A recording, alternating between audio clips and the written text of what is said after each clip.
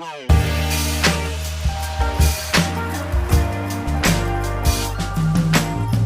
right, welcome to the Locker Room, where we break down sermons, stories, and scripture for the race of our faith. If this podcast has been serving you, hit follow and the notification bell. That way you can stay up to date on all new episodes. Libby, we have Dr. B back at the table. I'm really excited about this. Happy to be here. Very glad. Yeah, welcome. And we are looking forward to Holy Week. And as always, we have a lot of things going on. Yeah. So some of the things that we have going on is obviously Dr. B is going to be teaching the chronology and coins of Christ, specifically as it relates to the death of Christ. Really excited about that. That will be the topic of our conversation today. That's at 8:45 on April 13th, which will be Palm Sunday. Yeah.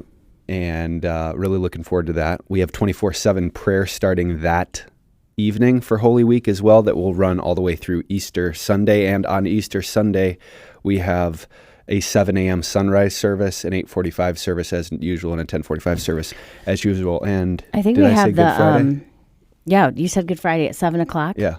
And I think on 24/7 prayer every morning we have 7 a.m. worship. Yes, here, with Jeremiah. Yeah, but definitely sign up for your slot for 24/7 prayer as well. That's awesome. And then we'll have corporate just drop-in worship. It's which really I'm looking fun. forward to. Yeah. So Quinn went a couple times ago and he was like, "Why you guys weren't there?" And I wasn't there, so I was very bummed that I missed it. So I'm not going to miss it this time. It's a great time. Yeah. Good way to start the day and the week. Really good. Beautiful. Well, we can hop right into it. Yeah. Why? Well, first, for those that maybe didn't listen to the last podcast, what specifically got you so excited about digging into like the nitty-gritty details about the birth and the death of Christ? Yeah. So my journey, it's kind of interesting. So I've always been a history buff. So written a couple of books on Civil War medicine, just fascinating stuff, and also the history of surgery, history of plastic surgery. So I've always been interested, and you can confirm this with my wife, but I'm a collector. So she would maybe have another word for it, but I call it collecting. Starting with an H? Collecting, yeah, exactly. And so I started really getting interested in coins of antiquity, and then it really kind of gelled into this book idea and presentations and stuff called The Coins of Christ. And so there are 8 core coins that Christ used either as examples and metaphors, like, show me a denarius, whose face is on the denarius, that sort of thing. And also people surrounding, the birth, life, and death, resurrection of Jesus. So like Pontius Pilate, Herod Antipas, Herod the Great. So I started collecting all these coins, and I'm going to bring some of them, so people can check them out. My favorite one, I don't want to spill the beans because I always ask if people know what the coin is, and I have this really cool silver replica. So if just as maybe coercion to come to the talk, if you kind of know what this coin is, then I'll give you a high-grade replica of it. But at any rate, so that kind of went into this question, just started really bugging me, and it's like, why don't we know when the most important person who stepped on this earth, when he was born and when he died? I mean, we don't know. I mean, the Romans are really good. I mean, we know exactly when Caesar Augustus was born and the hour and day that he died. But most people in the Middle East, it's like, when were you born, Libby? And it's like, I think it was in the spring, I mean, they just have really no concept of years. It just didn't really matter, I don't think. So, do we know why that is culturally? I think that's like an agrarian, rhythmic, cyclical, way of, counting the years. It sounds like my 4-year-old. She always says, I was born in the summer. Exactly. That's it, right? I mean, just the simplicity of that. Yeah. So as we talked about, so that really got me excited about digging into things. And then some different things started happening. I really learned what the difference between reading the Bible and studying the Bible. And there's so many different things. I mean, there are just a couple really key examples. And maybe I could ask you guys what is like an example in the Bible that is really just what you know, like about being in Israel or the people of the time or something that really stands out that you may have read it 100 times and glossed over it, but when you know the history and like what's actually going on in the history of the people and stuff, that steps out that, maybe makes you just really excited about, kind of reading it differently or. Yeah. There's so many. Yeah.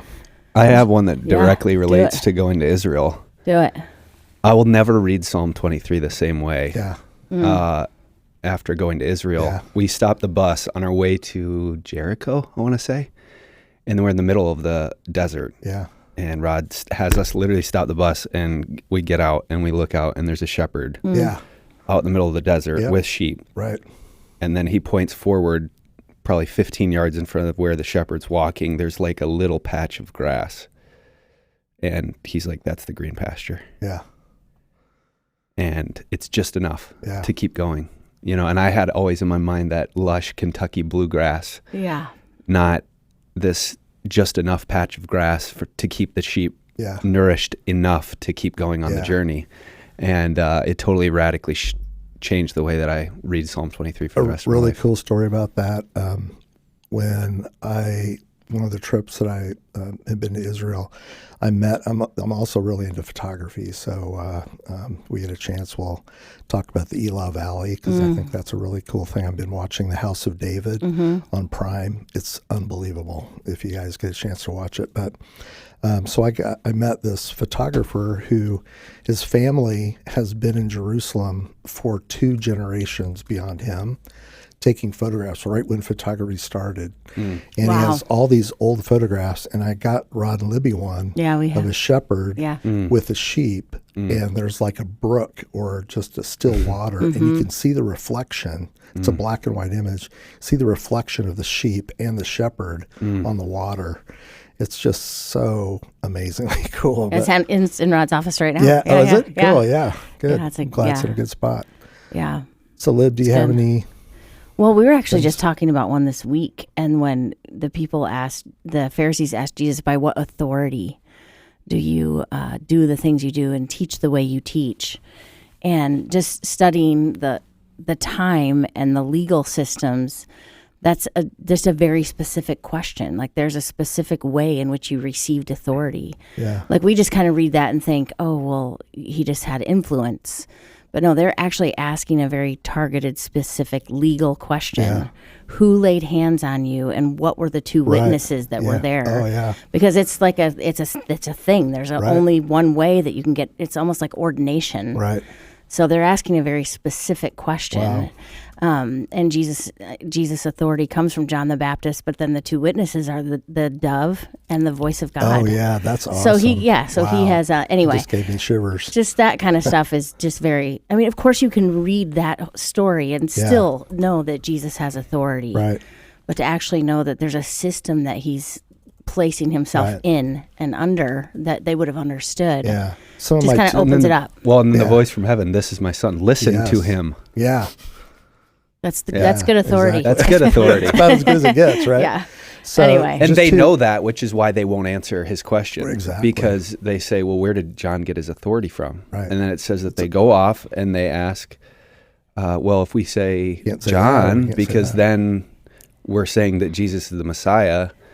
And if we say that it's just earthly, then there's going to be a riot because all these people went and witnessed John and they think that he's a prophet. Yeah. You know?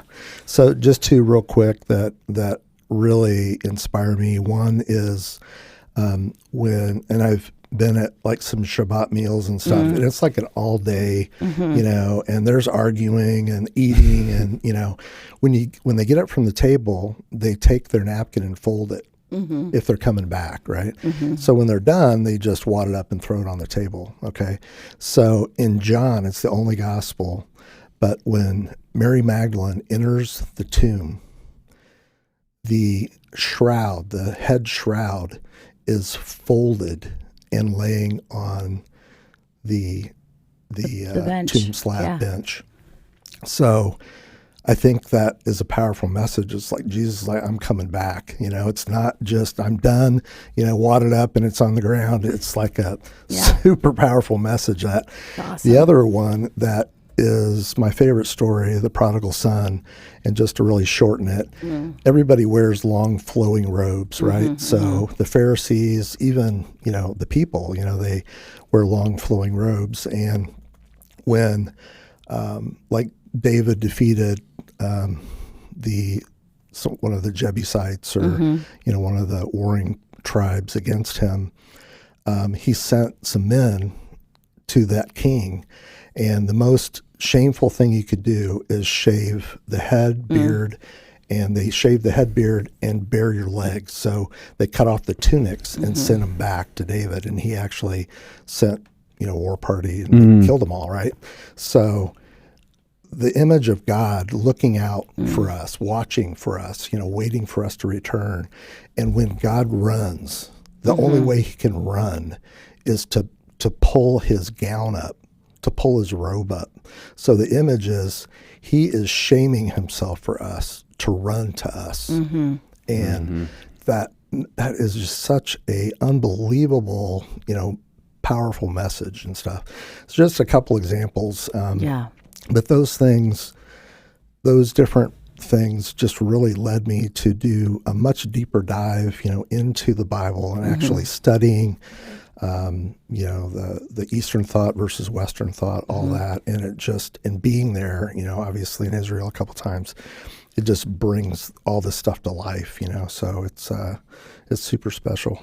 Yeah. So where did you begin specifically with Holy Week?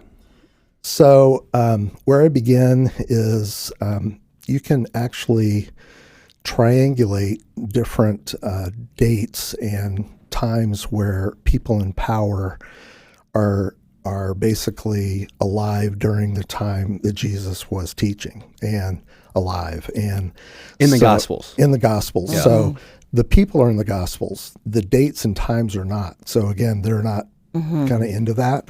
But all the Roman extra-biblical sources. So, one of the things we talked about last time, I approach all this as the Bible being actual fact and true. There's no question it's authoritatively true.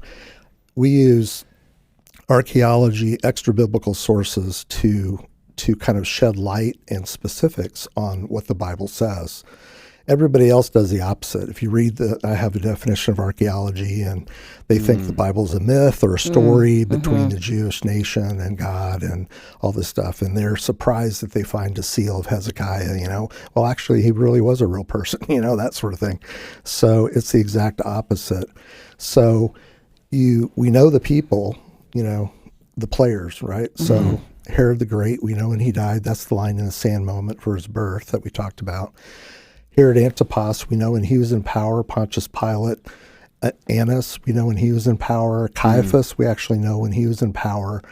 All these people. And then what's cool about it is all the coins are archaeology, right? They're history. So they confirm, they have the dates of coins that are minted. Pontius Pilate, AD 28, 29, and 30, actually minted in Jerusalem. So, all the dates confirm all that. So what's super interesting is when you look at those dates, that like 6 to 8 year slot, the line in the sand moment for Christ's teaching is Luke 3 says the 15th year of Tiberius Caesar. And that's it. That's the only date reference. So Caesar Augustus died at 3 p.m. on September 19th, AD 14. So the 15th year of Tiberius, his nephew, who took over as Caesar, is AD 29. So that's the line in the sand moment. That's when John the Baptist starts his ministry. Jesus is exactly 6 months behind John the Baptist. And there are two main verses in the Bible that when Mary goes to visit Elizabeth, she's exactly 6 months behind. So we know, just by information that, Jesus has started his ministry about 6 months probably after, John the Baptist started his ministry. And, here comes the Son of God, and, I'm not worthy to baptize you. He baptizes Jesus. He goes off into the desert, and then he begins, preparation. And then, he begins his ministry at that point. So we know from the Gospels that Jesus is teaching through 3 Passovers. So he basically is teaching for about 3.5 years. And all the Gospels kind of concord. Some of them don't tell the same stories, but, there's sequential Passovers. So the next super important thing that I had no idea about, but it was really the date that, or the information that really solidifies all this information, is I thought that that Passovers were always on a Friday. Yeah, so did I. I just thought, they're Friday. It's the main Passover we know. Passover can be any day of the week. So when you look at the time frame of all these because people, in the Bible it just says like the 15th month of the 15th day of a certain month. right? So whenever that falls, no matter what day of the week it is, right. that's when you celebrate. And it's all based Passover. on the lunar calendar, right? Yeah, so totally. it's not the Julian or the Gregorian Totally, calendar. yeah. It's all based on the lunar calendar, which is why it's off a little bit. They have to kind of add days and times. Yeah. But so basically during that time frame, where it was like AD 26 to AD 36, say that 10-year time frame, where all these people in power, they kind of come in and out of power during that time. There's only 2 Fridays where there was Passover was on a Friday during that 10-year time period. Every other day it was a different day. So the 2 dates are April 7, AD 30, and April 3rd, AD 33. So AD 30 is too early, because if he starts his ministry in AD 29, and we know he's teaching through at least 3 Passovers, which are once a year. Which are once Has a to be year. 3 years, yeah. It's too early. AD 33 is perfect, right? So John the Baptist starts his ministry in AD 29. Jesus is 6 months behind that. So AD 33 is perfect, right? The date's perfect. So then you can look at other different things that are kind of interesting. Actually, there was a lunar eclipse on April 3rd, AD 33.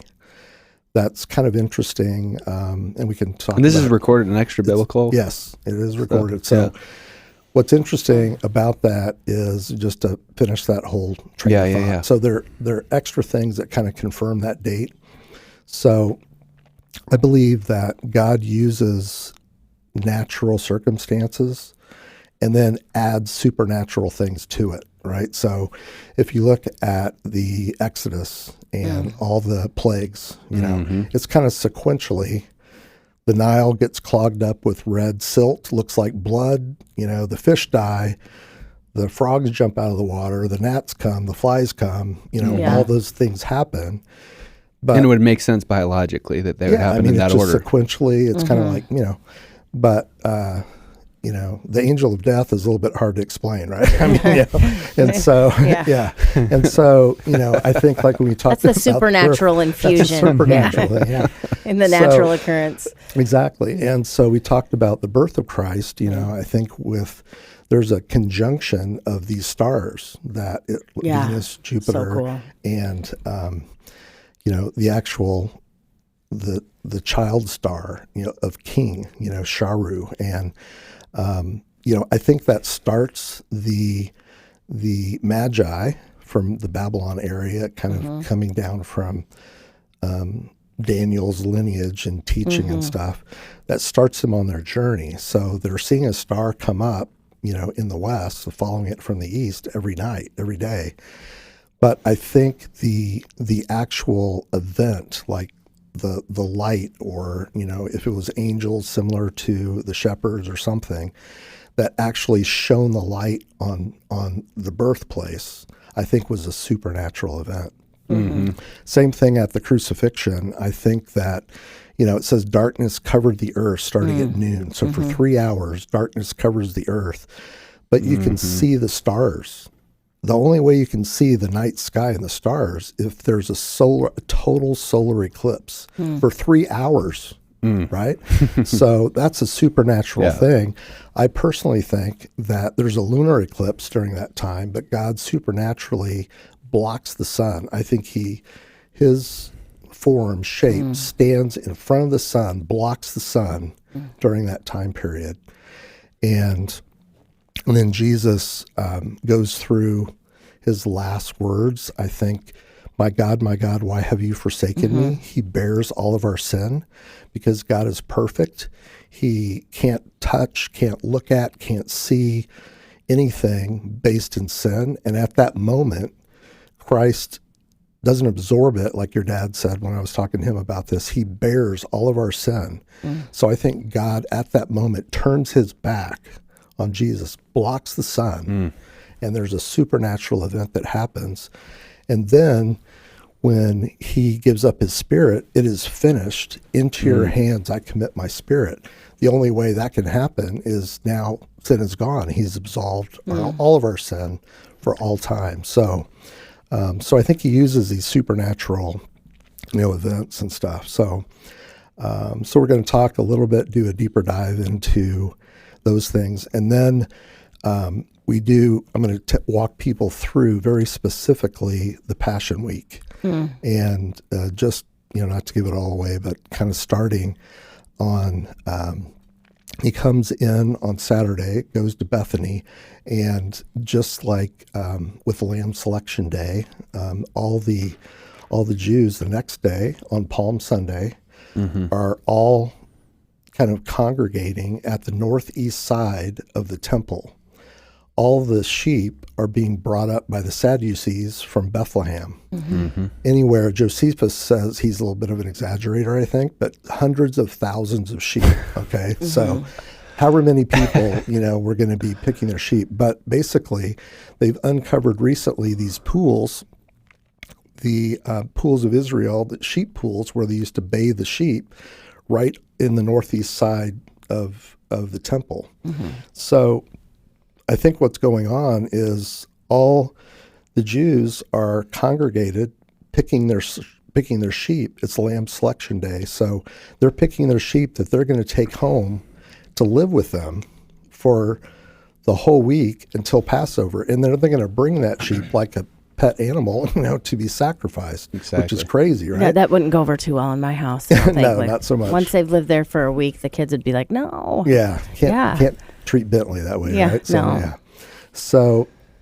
So I think what's really cool about that is, as we'll talk about, I think Jesus stops and he weeps. I mean, it's the shortest verse in the Bible, right? Jesus wept. I think he's looking over this event happening and he's saying, guys, you're missing it. I'm the Lamb. I'm the Lamb. You're totally missing it. And he rides, I think, right down into that crowd and goes right through the sheep gate, right into the temple. And so that starts Palm Sunday. And then we're going to Let's paint the picture just a little bit more for people as they're. So you're saying that he comes from Bethany, which we know is on the other side, the eastern side of the Mount of Olives. Right. And then he is up on the Mount of Olives, and then there's the Kidron Valley and the Temple Mount, but this is all to the east. Right. So as he's coming from Bethany to the temple, he's coming west. He's riding west, but he's coming from the east. And so I think that the Jewish people expected him to come in the eastern gate. Right. Because that's where Messiah is going to ride in. Right. So what you're saying is that at this point, he makes a surprise turn to the northern side of the Temple Mount complex and enters through the Sheep's Gate. Right. Basically saying, because they're all doing Lamb Selection Day, basically saying, pick me. Yeah. I'm your lamb. Right. Exactly. I think they would have all been shocked by that. Yeah. And disappointed. Yeah. Because I think they're thinking he's coming through the eastern gate. This is it. And they think he's coming back through the eastern gate. Yeah. So when he returns, Christians believe he's going to come through the eastern gate, which is why Saladin and a lot of the Muslims built a Muslim graveyard right in front of the eastern gate, like that's going to stop him. But the other thing that's amazingly cool is The ancient Jewish cemetery right at the top of the Mount of Olives is on your left, and it's been there since the beginning of time, like, way back. So you have all these Jewish graves on the left and Gethsemane's on your right. There's only one road that goes down there. It's Still there. only road. It's still there. It's the only road that goes down there. So there's no question Jesus came down that road. It was probably 30 feet lower than it is today, but no question about that. So when he's coming in, and that's another fulfillment of prophecy, right? Yeah. Zechariah is riding on a colt. So it's just incredible. Yeah. So we'll start there, and then we walk through each day, like what's kind of happening. Tuesday, Wednesday, it's a little squishy, because it doesn't say specifically the next day, or so Yeah. Maybe that's when Jesus curses the fig tree. yeah, curses the fig tree, Clears the temple. for the second time. Yeah, I mean, you could say maybe Tuesday he clears the temple, because then it says he goes back to Bethany, and then early in the morning it starts again. Yeah, Then he curses the fig tree, representative of Israel's leaders. right. And then one of the other things that's interesting is Jesus finally sets his face towards Jerusalem. Like Flint. So exactly, Yeah. yeah. So Which gospel is that in again? I'm not sure. I'll You're look it testing up. me. I'm not. No, that's fine. really I don't sure. either. Can I phone a friend? No. What's Rod? Where's Rod? It might be Matthew. So what's interesting about that, though, that I read is that Luke. It's Jesus is going to stay in Jerusalem, and if you count Bethany as kind of part of Jerusalem, It's like a suburb. Yeah. He doesn't leave, so it's like the sheep coming home with the family. On Palm Sunday, on Lamb Selection Day, he's with that family until he's sacrificed. Right, so it's just another kind of interesting thing. So interesting. Yeah. So then we're going to go through all the different places in Israel. And as Rod says, I really like this approach. It's like probably 80% chance that this happened here, probably 98, 99% chance the Church of the Holy Sepulchre is Golgotha. It's kind of like the Elah Valley when you're standing there and they're getting ready to do the Battle of David and Goliath on TV, in this House of David thing. I still remember standing at that point, and I went down into a stream and got 5 smooth stones. I still have them in my house because I'm a collector. And but you look in the Elah Valley, you see Sukkah and Azekah, and it's like 300 yards, So it might not happen right there, but it happened right there. I mean, this is the Judean mountains. The Philistines are here, so you're standing, there. So there are a lot of places like that in Jerusalem where some really cool new archaeology sites. And the coolest one is the site of the trial. So the Roman Catholics believe it was spent 2,000 years and probably $1 trillion, right? Saying that the Via Dolorosa begins at the Antonia Fortress. So I'll explain to the group that there's no way that the trial of Jesus is happening at the Antonia Fortress. So Pontius Pilate is in Herod's palace, which is right on the side wall of the west part, southern, wall of Jerusalem. Which, by the way, I remember just parenthetically that you have pictures of this. So if it's hard to understand right now, I love the pictures and the slides that you showed. definitely want to come to the that gives the full the elective, because you can kind of follow it better. There are so things good. like that for sure, like I'm like 99% sure this happened here. It didn't happen here. So we're going to show people a new Via Dolorosa. So it's, that's cool. And and just, talk a little bit about prophecy and stuff like we talked about last time. I mean, it's so significant that the Bible has 550 or more prophecies about Jesus. There's no other person that is looked at as a major leader or God that's ever been prophesied. So Muhammad wasn't prophesied, Buddha, Hare Krishna's, David Joseph Koresh, Smith. Joseph Smith. Nobody was prophesied to come. and just 10 prophecies about the birth of Christ, the chance of that happening is 1 times 10 to the 18th power. So now you have 500 prophecies that have all come true, and then you have maybe 100 Revelation prophecies for a second coming. All the other ones came true, or is that not going to come true? I mean, and the probabilities of all those things, it's absolutely impossible. So we'll talk a little bit about that too. So when you think about all of the things that you've learned about specifically the Holy Week and the death of Christ, applicationally, how have those things changed the way that you've lived out your faith? Give me some things that have really ministered to you. Yeah, I think, again, the big things about reading the Bible and studying the Bible. You didn't really make the distinction. What would you say is the distinction between reading the Bible and studying the Bible? I think it's trying to go back to the specific context of what the people, how they lived, where they lived, some of the different stories. And then the other thing, whenever Jesus talks and references something in the Old Testament, I go back and do a huge deep dive into it. I mean, one of my favorite examples of that is just before John 3:16, like John 3:8 on. He says, just like Moses in the desert lifted up the serpent, so the Son of Man must be lifted up, so that all people who believe, gaze on him, will be saved. And then goes into John 3:16. And so I go back and I'm like, okay, I don't really remember what he's talking about. So you go back and there's this, time where the Israelites are, complaining, and, I have a totally different image about that now. I used to think, God does all these miracles. I mean, he parts the Red Sea. You get out with all of Egypt's gold jewelry. You got food and water every day, just what you need, sandals that never break down.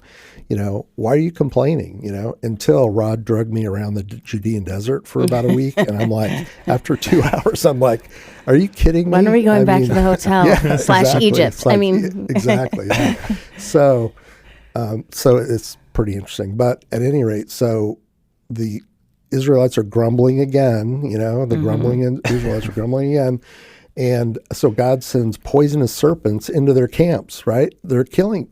All these snakes are biting people and killing people. And the leaders are like, go talk to God, Moses, and tell him to quit, tell him to stop. So I have a lot of different questions to ask God when I get to heaven. One of them is, why is everybody's belly button just off the midline? So for some reason, everybody's belly button is just not exactly in the middle of their belly. So I've always wondered that. So along with that, that's going to be a lower question. But you're not going to lead with that one? No, I'm not going to lead with that one. But one of the other questions is like, why pick a serpent? Yeah. So Moses prays and God says, make a bronze serpent and put it on a staff. A snake. Why? Well, also, like, you're not supposed to make graven images of anything. So all this, he's like, yeah. So put a snake on a staff, stand in the middle of all the people, raise it up. Whoever looks up onto the snake on the staff and recognizes God, acknowledges God, will live. The people that don't will die. And so, so Jesus is saying, just like lifting up the serpent in the desert, the Son of Man has to be lifted up on a cross. Whoever gazes on him, trusts and believes in him, will have eternal life. And so all those instances where, Jesus is going back and saying, shining big lights, like, what's the most important commandment? Yeah, that's really important, but also do this, So just doing really deep dives into things and learning more, and the coins have really taught me a lot about that too, right? Because you just get into the, the people and history and stuff. Well, in archaeology, the coins are like no pun intended, but the gold standard. Right. Because they're the things that, you can date pottery, but it's kind of blurry. Like, it was produced between these 20 years in these 3 different regions. Right. Coins are just exact. Right. Like, it's written, the date, the ruler. Yeah. Kind of sets the bar. The single coolest story about that, when when I went back, I took Nate about 2 years ago to Israel, and we actually saw you guys at the big model and stuff. Totally freaked Rod out. I tapped him on the shoulder. But I met this archaeologist when we went. You know, I stayed for an extra week, and so I met this archaeologist. 5 years later now, he is the head of Israeli antiquities. So I pinged him, and I said, just out of the blue, I'm like, hey, I'm going to be coming with my son, you know, could you show us some different places, or maybe one of your archaeologists could show us around a little bit or something like that. He spent a whole day with Nate and I, and we got into things, places that no one gets to see, like under the western wall, the Wailing Wall, they're digging 3 stories down underneath it, and they're almost to the base of the temple, you know, mount area. And, you know, so we go all these amazingly cool things. Could spend a whole podcast just talking about those stories, but we go, and he gets a page, and he's like, oh crap, I got to go meet with, can I say that word? I'm sorry. That's fine. I'm sorry about that. He's like, I need to go meet with some politicians, you know, so, but he lets us into the city of David, you know, it's all fenced out, all these 5 locks on it. And he goes, just go down and ask for Nikki. And so he's like, it was great seeing you, Brad. Call me when you're, you know, back in town, you know, sort of thing. And so we go down these stairs, and we get to the bottom floor, and there's like a little residence area, like has a fridge and TVs going and a little bed, a couple bedrooms and stuff. And so we look down there, and it's like this uneven floor, you know, and this, you know, it's kind of a, you know, we're probably about 30 to 100 feet below ground level, and there's some lights, and, you know, it has some buttresses that are structurally supporting it and stuff. So we didn't see anybody. So we walked up, and eventually come to a road. It's the end of the way. It's not completed yet. So then we walk all the way down, almost to the Pool of Siloam. So it's like a half a mile or quarter to half a mile. We're way, way down there. And there's an archaeology group working on just the side of this path of road. And CNN Europe is doing an interview with this lady. And so we just went down. They are just standing there kind of watching. And there's a whole group doing this excavation and stuff off the side of the road. And so finally she sees us, and she's like, hold on, I got to go talk to these Americans. They're friends of my boss. So she comes over, she stops the interview, comes over and talks to us like 15 minutes. Cool. So we meet the archaeologist. He's showing us, he's excavating. They show us all these coins. And so then she starts talking to Nate. She's like, so we found these coins. These are coins of Pontius Pilate. They're on bedrock. They're they're AD 28, 29, and 30. Herod the Great started this pathway, and where you're on is called the Pilgrim's Road. It's a road that went from the Pool of Siloam up to the temple that a lot of the Pharisees would use for the mikveh. You know, they would wash themselves, walk up. Their homes, shops, they just found this clay tablet with a receipt, you know, and all this stuff. And she said, underneath these slabs of stone is bedrock. And so we found coins underneath there, and the earliest coins is AD 28. So that dates the road. I mean, there's nothing older than that. Right. So she's like, Nate, this is the Pilgrim's Road. Jesus and his apostles walked on this road, and you are one of the few people that have walked on it in the last 2,000 years. And he's just like, just completely blown away, you know? So it's just, you're right. I mean, coins just, you know, they kind of, dead inanimate objects kind of bring things to life, you know? And whenever Jesus is using them as teaching, you know, I think it's really cool to research it. And widow's mites and a talent, you know, somebody's given a talent, like how much money is that? It's really more of a weight, but it's this astronomical amount of money, right? So So it's really cool to wind all that together. Yeah, I love it. I always think that some of this stuff just gives the whole story legs. It just anchors it in, especially like when we're in Israel and we're thinking, I don't think I've ever been on that Pilgrim's Road, but places where Jesus for sure walked, just thinking he had legs. Yeah. Like he walked. Yeah. It's not like, because I think when we read the stories, sometimes we just divorce it from like a human experience. Yeah. And then you put it in so normal everyday, settings and scenarios, and it's like, it feels so real. Yeah. And so kind of answer Tryg's question, I mean, one of the things, the main thing, and so I have some questions for the people that come, to listen as well. But, one of the things that I've really learned through this whole thing too is like, what is faith, right? So I used to think very early in my Christian life, it kind of takes faith to actually believe in Jesus, right? I mean, believe he is a real person, and, did it really actually happen? And, were these really people? I mean, kind of like the archaeological, non-biblical approach to life, right? And, you kind of question, and is it really true? And so I thought you kind of need faith to believe that.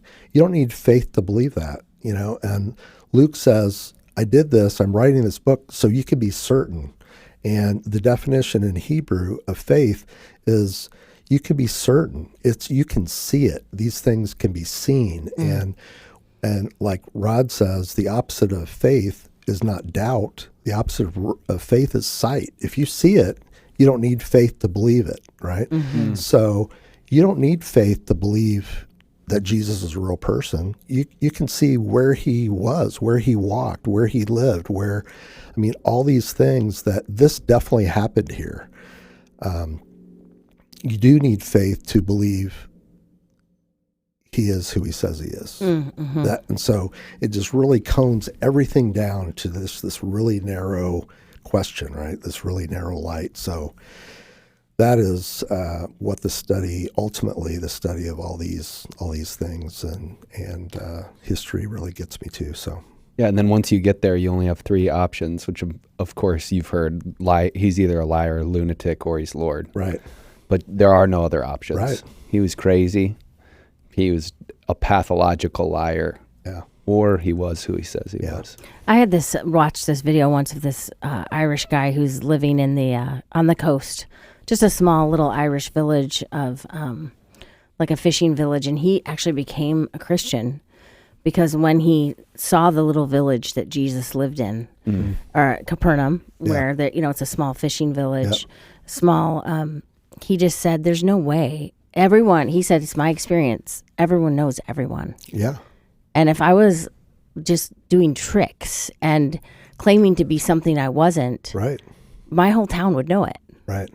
So I thought that was really interesting because he's like, this little scenario here, he had to have been who he said he was. Otherwise, everyone would have known that he was a faker. That's right. You're not living in New York City. Right. Some random person just making these random claims. It's like everybody knows everybody. Right. There's no CGI, in 2,000 years ago. Exactly. It's super interesting. So. Well, and then you're obviously extremely well-versed in the dating, and then you start dating when the writings after Jesus' death and resurrection happen, and it's impossible that there wouldn't have been throngs of people that could have denied or verified that this was real.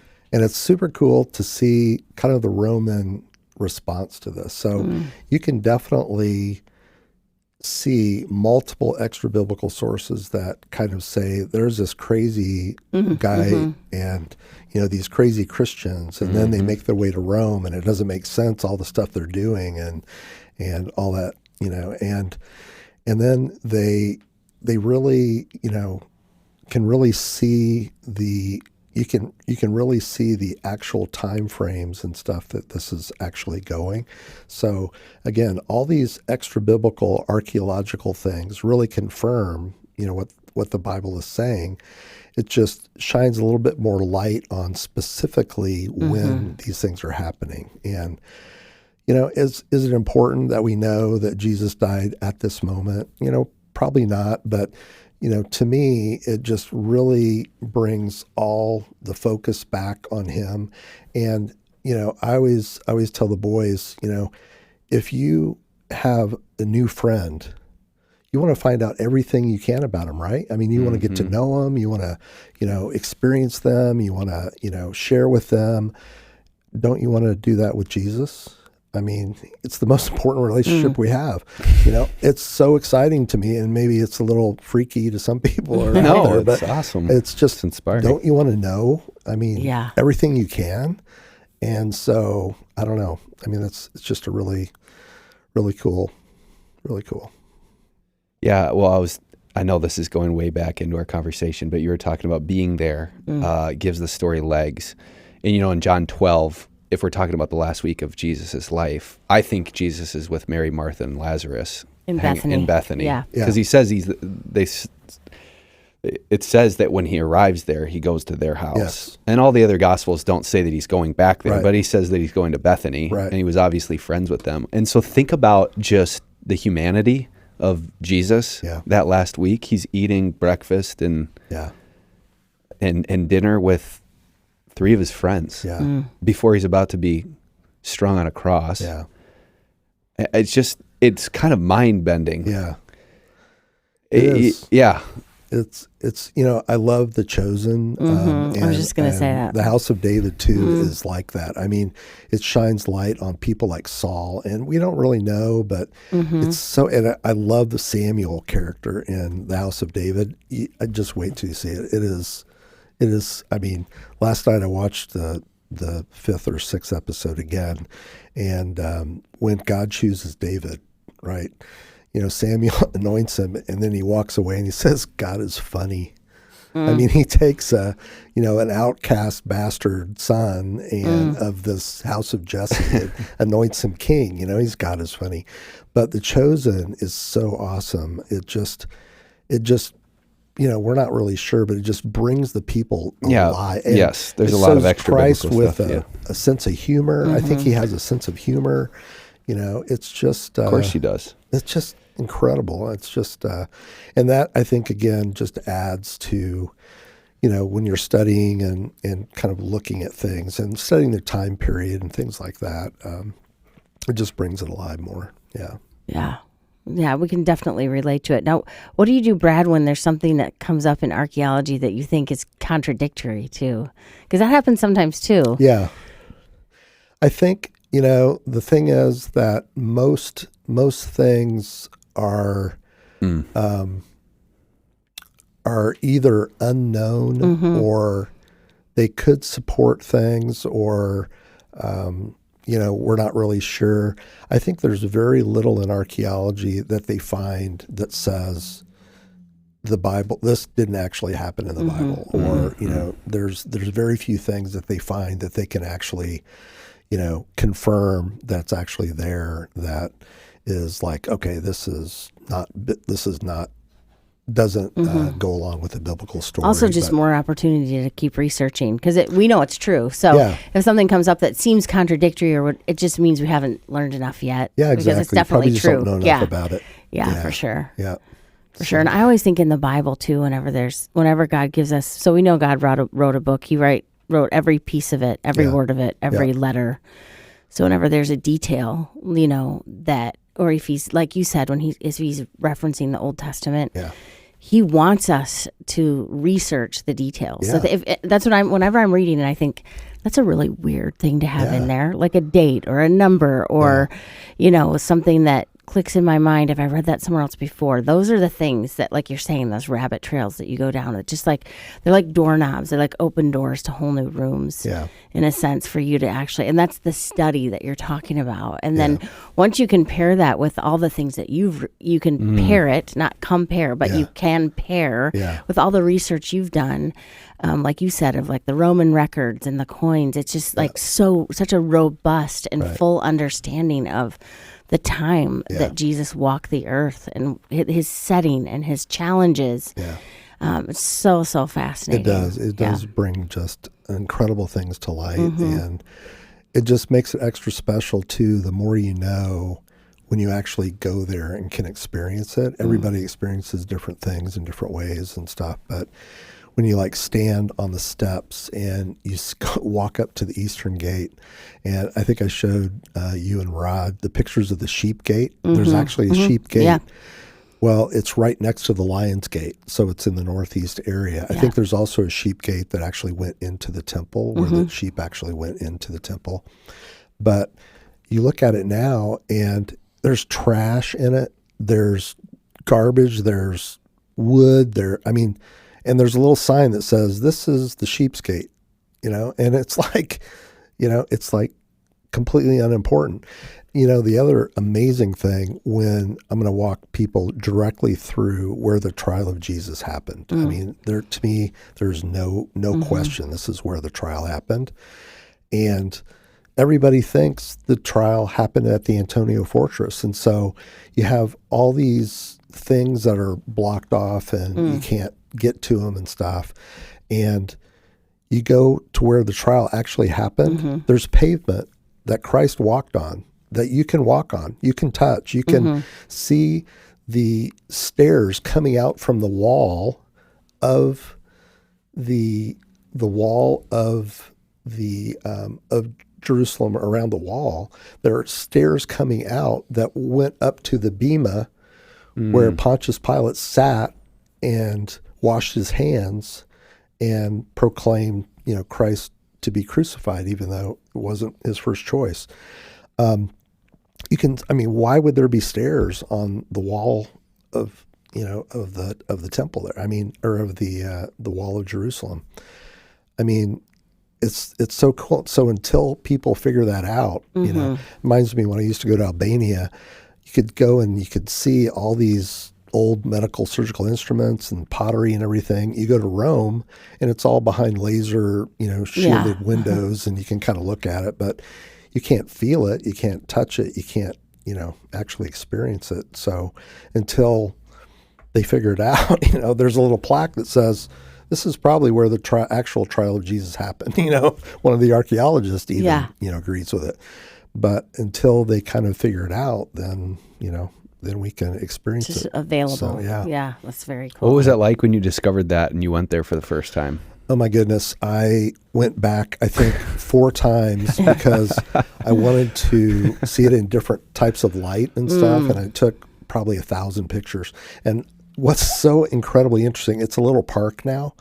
And so Nate and I figured out that you can actually, the Rampart Walk goes past that area and you can actually look at it from down. The wall's pretty thick, but I stuck my camera out there, don't tell my wife, and took pictures of it from above, And so that's where I saw the stairs coming out from the wall, because when you're looking at it, it's kind of covered by a tree and you can't really see. And so when Nate and I were walking down that Rampart Walk, and we're just like, I think we're going to be able to see it. I wasn't sure how far it went. I think we're going to be able to see this site. So we get there, and there's this little group of kids, a little class out there, and there's a Jewish guy with a yarmulke and a white shirt and black pants taking a nap right next to the area where the trial happened. Right, it's just this grassy park now. It's just crazy. It's just absolutely crazy. So I've taken pictures of it and videos, and so I'm super excited to share that part. Beautiful. Yeah, that's awesome. Well, I'm really excited on a completely different note, because now I want to watch this show. House of David. How accurate from your perspective thus far is this? Like, it is. There's obviously probably a lot of added very material. Impressive. Yeah. Okay. So it's a little bit like The Chosen from the standpoint it's based on biblical truth. There's nothing in it so far that I've said, okay, that's definitely wrong. But the people, all the actors and actresses are no-name people. I think they've been in other things, but I don't recognize any of them. And David is just so good. He's playing the lyre, singing songs to Adonai, and all of the things that happen are very biblically based, and particularly all the main things. They one thing that's kind of interesting. So they kind of present that the giants are actually descendants of the Nephilim.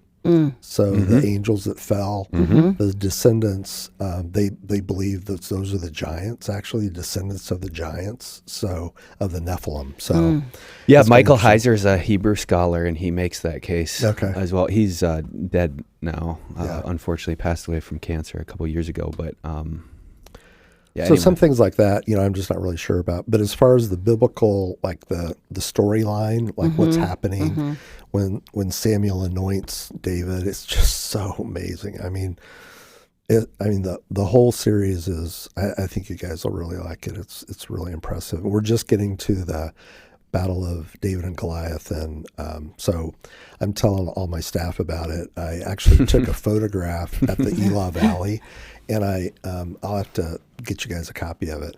So I did a Photoshop photo merge of 4 photos from the Tell of Sukkah and the Tell of Azekah and the whole Elah Valley, just kind of photo merged all together. So I have this big panoramic view of it. So they're just getting ready, to get to the battle. So it's really fun. I always really like a fun. good watch list. Yeah, it's very good. That's awesome. Yeah. Love it. Yeah, this has been wonderful. It's just a little bit of an appetizer for the class, and there's tons in this podcast that even if you don't go, you'll learn from, and I'm really excited about that. It's such a privilege to just do ministry alongside of you, Brad, and to see just all the ways that the things that you've been excited about get to serve the people of Crossroads is really exciting, and it's just a privilege to have you do this every year on Holy Week. So it's great. It's great being Yeah, with you everybody guys. definitely sign up. I had to miss it last year, but this year I'm definitely coming, so I'm excited. I went last year. It was awesome. Yeah, it's good. Yeah, I'm getting better and better at the presentation, so maybe 10 years from now I'll be able to share on Palm Sunday. And I just think, fun. too, the more opportunities that we have that week to really slow our lives down and meditate and marinate in this reality, the better. So Yeah, and like heart and mind, Yeah. Pulling all these pieces together. Just And it's cool. It's like to reflect back, like this was happening this day, like 2,000 years ago. This was happening this day. This is what was going on this day. And just to kind of just reflect and, so like coming into Thursday, I mean, just the importance of that day. I mean, just all the stuff that happens. And it's just very cool, just to reflect on that. I love it. love it. Right around the corner. Sweet. Well, Can't wait. Hopefully this podcast has whet your appetite and gotten you excited.